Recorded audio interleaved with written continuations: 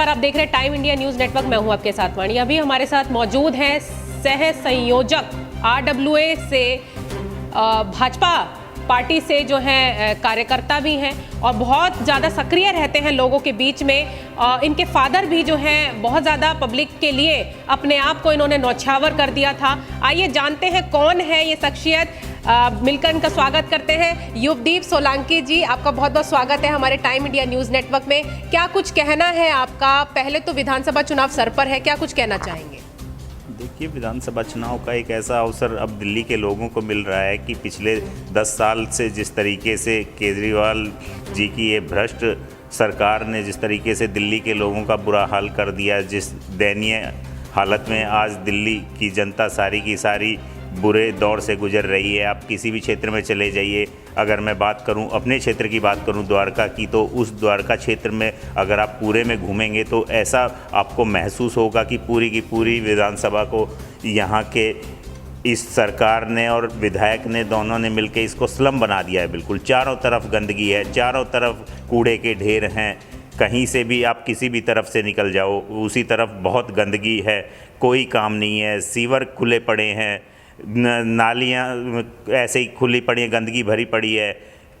गलियों में कोई काम नहीं हुआ है, गलियाँ टूटी पड़ी हैं, सड़कें टूटी पड़ी हैं। प्रदूषण का आप रोज़ देख ही रहे हैं कि किस तरीके से प्रदूषण 400 से ऊपर पहुंच गया है। उसका एक बहुत बड़ा कारण दिल्ली में एक ये भी है कि जिस तरीके से चारों तरफ सड़कें और गलियां टूटी हुई हैं, उससे भी बहुत एक बड़ा कंट्रीब्यूशन प्रदूषण को मिलता है। बिल्कुल युवदीप जी, आपने सही कहा। आपके फादर जो है बहुत ज़्यादा पब्लिक के बीच रहते थे और उनका नाम जो है अभी तक जनता भूली नहीं है। और आज उनके फादर जो है बहुत ज़्यादा सपोर्टिव रहे हैं जिस टाइम से, और आज हम उनके बेटे से आप बात कर रहे हैं युवदीप जी से। इनका कहना है कि बहुत ज़्यादा काम नहीं हो रहा है द्वारका विधानसभा में, क्षेत्र में क्षेत्रीय मुद्दे हम आपके पास लेके आए हैं। तो हम बात कर रहे हैं नाले की। जो नाला मैं आपको बता दूं द्वारका विधानसभा में पड़ता है, डाबरी वार्ड में पड़ता है, और वहाँ पर जो है गाय पूजी जाती है हिंदू समाज में, और गौ माता को जो है कट्टे में भर कर काट कर उसको फेंका गया है और वो सड़ रही है, मर रही, मार के मतलब उनको इस तरीके से फेंका जा रहा है। और गाय रोड पर इस तरह आप देखते हैं कि आए दिन कितना बुरा हाल है। यहाँ पर पूरे द्वारका विधानसभा में गायों का बुरा हाल है, कोई देख रेख नहीं, कोई उस पर बिल्कुल नज़र बिल्कुल बंद कर दी गई है। तो क्या कुछ कहना चाहेंगे? गाय को कट्टे में इस तरीके से काट कर मार कर डाल दिया है नाले में, और उस रास्ते से कोई भी जनता, कोई भी लोग बाग बिल्कुल नहीं निकल सकता है। और आज सुबह का ही केस है सर, क्या कुछ कहना चाहेंगे इस पर? देखिए, गौ माता हमारी, जिसे हम माता मानते हैं, और उसके लिए यदि ये हालत हो जाती है, इतनी दयनीय स्थिति हो जाती है, तो इसके लिए मैं क्या कहूँ, बहुत ही दर्दनाक और बहुत ही पीड़ा देने वाली ये स्थिति है कि हमारी गौ माता की ये सड़कों पर जिस तरीके से हालत है, वो बैठी होती हैं, उनकी कोई देख रेख नहीं है, कोई भी रोज़ आए दिन उनके एक्सीडेंट होते रहते हैं।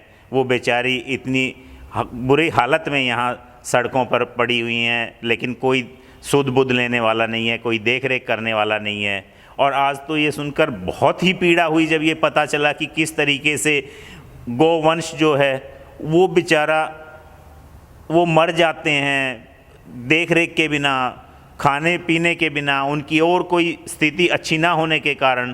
तो उनको किस तरीके से बोरियों में भर भर के नाले में फेंक दिया जाता है, ये सुन के तो वाकई बहुत ज़्यादा पीड़ा होती है कि इस तरीके से यदि हिंदुस्तान में, हमारे भारत देश में ये हालत हो रही है अगर गौ माता की और उनके गोवंश की, तो इससे दर्दनाक और बुरी स्थिति कोई हो नहीं सकती है। ये वाकई बहुत ही शर्मनाक और घृणित कृत्य है जिसके लिए सरकार पूरी की पूरी दिल्ली की जिम्मेदार है। बिल्कुल परिसनुमा दिल्ली बन रहा है, आप देख ही रहे हैं जो मैंने आपको सुबह का हाल बताया है। तो आपको क्या लगता है कौन इसके पीछे, विशेषकर किसका लगता है कि किसके ऊपर जाना चाहिए इस चीज़ का इल्ज़ाम, और कौन मतलब विशेषकर इसके पीछे हो सकता है कि बिल्कुल ध्यान नहीं दे रहे हैं, पार्षद, विधायक या MCD?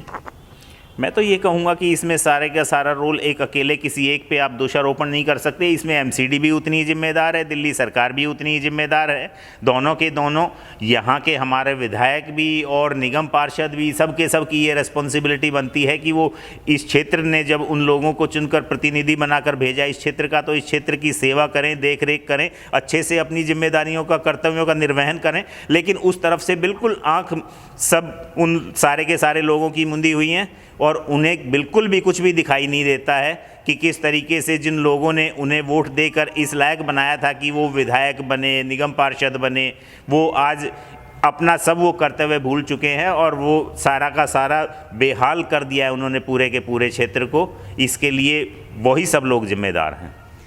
जनता जनार्दन को क्या कहना चाहेंगे युवदीप जी? और क्योंकि जनता किसी चीज़ से पीछे नहीं, उनको सब पता ही है, प्रत्यक्ष रूप से सब कुछ देख ही रहे हैं।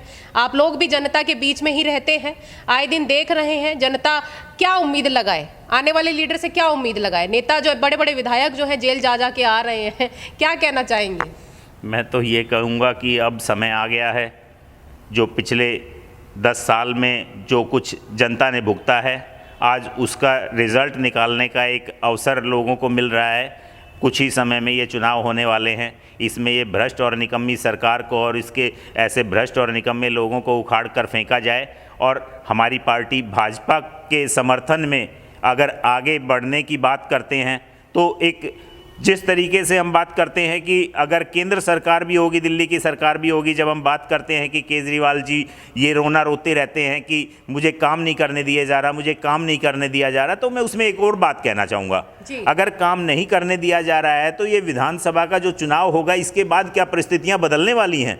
वो केंद्र में वही सरकार रहने वाली है जो आज है, वो मौजूदा, उसमें कोई बदलाव नहीं आने वाला। तो केजरीवाल की स्थिति में भी कोई बदलाव नहीं आने वाला और उसके ये झूठे कहने, बहाने बनाने में कि मुझे तो काम नहीं करने देती है केंद्र सरकार, उसमें भी कोई बदलाव आने वाला नहीं है। इसलिए अब जनता को ये सोचना है कि वो बदलाव केजरीवाल जी की सरकार में ही करके, उसे एक तरफ करके, ये डबल इंजन की जो सरकार आज पूरे देश में जिस तरीके से चल रही है और वहाँ सारे के सारे विकास के कार्य हो रहे हैं, अच्छे अच्छे कार्य हो रहे हैं, सभी के सभी क्षेत्र में सभी के सभी राज्य आगे बढ़ रहे हैं मोदी जी के सशक्त नेतृत्व में। यशस्वी प्रधानमंत्री हमारे जिस तरीके से पूरे देश में आज देश को चला रहे हैं, उस तरीके से अगर दिल्ली में भी उनको एक साथ देने वाली, सहयोग करने वाली सरकार मिले तो उससे दिल्ली के लोगों को वाकई लाभ होगा और दिल्ली एकदम से एक नए अंदाज में और एक नए विकसित रूप में उभरेगी, मेरी ऐसी उम्मीद है।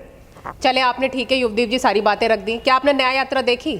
लोगों का कहना है, जनता का काफिला पीछे पीछे था पूरे न्याय यात्रा में, कि हाथ बदलेगा हालात, क्या कहना है इस पर? नहीं, ऐसा कुछ नहीं है। अगर यही बात रही होती तो शायद 10 साल पहले जो हालत हुई थी वो हालत नहीं हुई होती। अगर हाथ की भी बात बदलने की होती हालात के, तो उस तरीके से उनको भी हटाया गया था और किस तरीके से हटाया गया था, कहीं ना कहीं लोगों में उसका रोष था और उसी रोष के परिणाम स्वरूप लोगों ने उन्हें उस समय हटाया था और एक नई उम्मीद और एक नए भरोसे के साथ केजरीवाल जी को चुना था, जिन्होंने आज एक उस समय एक बड़ा वायदा किया था कि हम बिल्कुल आम आदमी की तरह रहेंगे, हमारा कोई वीआईपी कल्चर नहीं होगा, हम सुरक्षा नहीं लेंगे, बड़े बंगलों में नहीं रहेंगे, बड़ी गाड़ियों में नहीं चलेंगे। और ये तो स्पष्ट है सबके सामने, उन्होंने तो रिकॉर्ड बना दिया।